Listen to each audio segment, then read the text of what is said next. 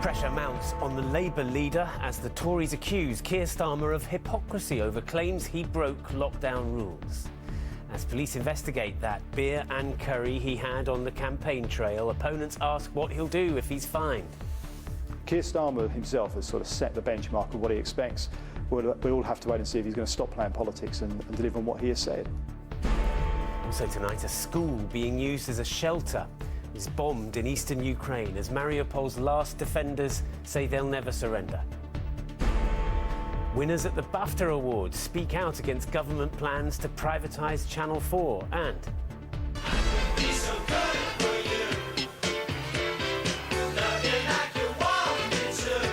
One of the stars of some of Britain's best-loved television shows, Dennis Waterman, has died at his home in Spain.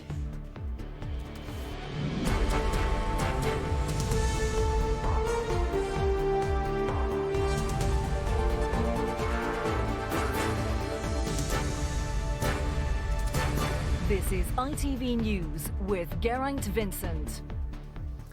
Good evening. At the end of a week when he hoped to be celebrating strong local election results, the leadership of Keir Starmer is under increasing scrutiny tonight. Police are investigating whether he broke lockdown rules at a campaign event last spring, and his political opponents are accusing him of hypocrisy. Mr. Starmer's office has cancelled an appearance where he was due to give a speech tomorrow, just hours after a leaked memo suggested the takeaway he had was pre-planned. Our political reporter Shihab Khan has the details. Days ago, Keir Starmer was celebrating local election results, but now he's facing tough questions about whether he broke COVID rules during a visit to Durham last year. He had previously made his position about any rule breaking very clear. They've dishonoured their office. Britain deserves better. They have to go. So now that the police are reinvestigating, his opponents are accusing him of double standards. Keir Starmer himself has sort of set the benchmark of what he expects. We'll all have to wait and see if he's going to stop playing politics and deliver on what he has said. Do you think he should resign if he gets fined? fined? It's a matter for Keir Starmer what he does. I think the general public will take their own view about his own credibility when he's been out there saying the things he's been saying. The Labour leader was seen with a beer in the run-up to a by-election in Hartlepool. He said he had a takeaway in between doing work and campaigning, but a leaked internal memo suggested time had been set aside for the meal at the end of the day. Keir Starmer broke no rules. There's nothing more to discuss on this. He was in the middle of a campaign. He was leading an election campaign. Anybody who has worked on an election campaign will know that you are working flat out and continuously and very long hours. And yes, you have to stop for some food at some times. That's a view that is being shared by some legal experts. I think that what distinguishes this from the gatherings the Metropolitan Police did investigate, don't forget they didn't investigate certain gatherings, is those were all had a social purpose. So there was leaving dues, there was Christmas parties, there was a birthday party. Regardless, there is still pressure on the Labour leader, who, without explanation, has cancelled an event that he was supposed to be at tomorrow. Inevitably, that has meant there are more questions now being asked of Sir Keir Starmer. Shihab Khan, ITV News, Westminster. Ukrainian soldiers still holding out at the bombarded Azovstal steel plant in Mariupol have told the world they will never surrender. Their message came as intense fighting continued in the east of Ukraine, where up to 60 people are feared to be buried under the ruins of a school destroyed in an airstrike. Sejal Carrier reports. There had been nowhere left to hide when the missile hit. The last refuge for almost an entire village had been a basement of what was a school.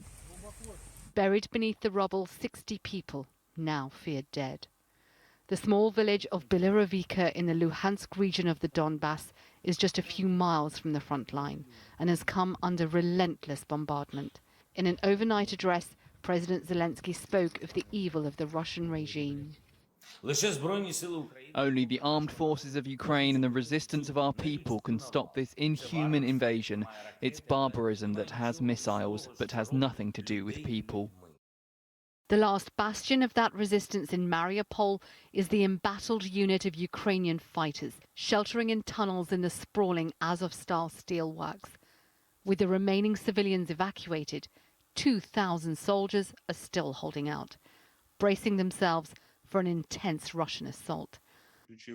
From a bunker beneath the plant, their lieutenant held a rare and remarkable press conference. And the surrender for us is unacceptable because we cannot grant such a big gift to the enemy, because for the members of the Azov, being captured means being dead. It's a defiance undermining Russia's invasion and one which they severely miscalculated. But it hasn't stopped Putin's forces from keeping up their unrelenting attack on towns and cities across the region, including this one in the southern port city of Odessa. No casualties reported, but Russian troops here are battling hard for a Kremlin desperate for some measure of victory. Sejal Karia, ITV News. Well, following talks with the Ukrainian President Volodymyr Zelensky, leaders of the G7 nations have agreed to intensify the economic pressure on Vladimir Putin with a fresh round of sanctions. It comes on the eve of the traditional Victory Day parade in Moscow, as our correspondent Carl Dinnan explains in this report he sent earlier. Yes, tomorrow is Victory Day here in Russia, a politically important moment when Russians commemorate the defeat of Nazi Germany. All through the weekend there have been rehearsals for the big parade that will rumble through Red Square tomorrow. But Washington are trying to rain on Vladimir Putin's parade, announcing new G7-wide sanctions against Russia, including a ban on the provision of financial services and an announcement that 1,000 global companies have now withdrawn from Russian markets. Washington also says that Russia's two main tank production facilities have had to stop work because of Western sanctions.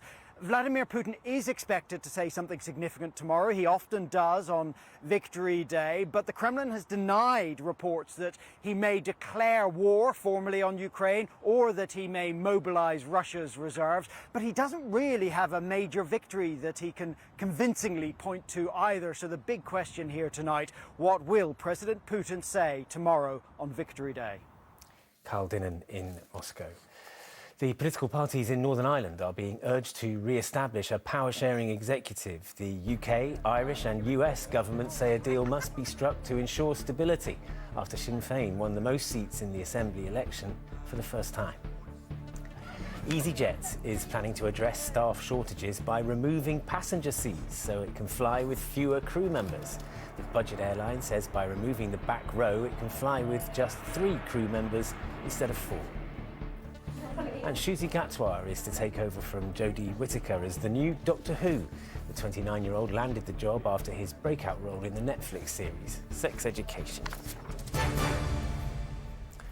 The government's plan to privatise Channel 4 was criticised at the BAFTA Television Awards tonight in front of a full audience for the first time in 2 years. A number of winners spoke out against the decision. Our entertainment reporter Rishi Davda watched the ceremony.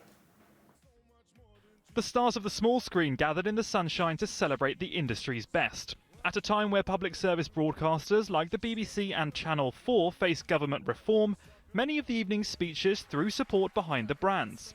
The BBC and Channel 4 are things that we have to hold tight and fight for inch, every inch. Big up Channel 4. It's so important that the next Mo Gilligan or the next Judy Love or whoever can watch us and say, whoa, that's what I want to do. One Christmas, my dad didn't get me anything.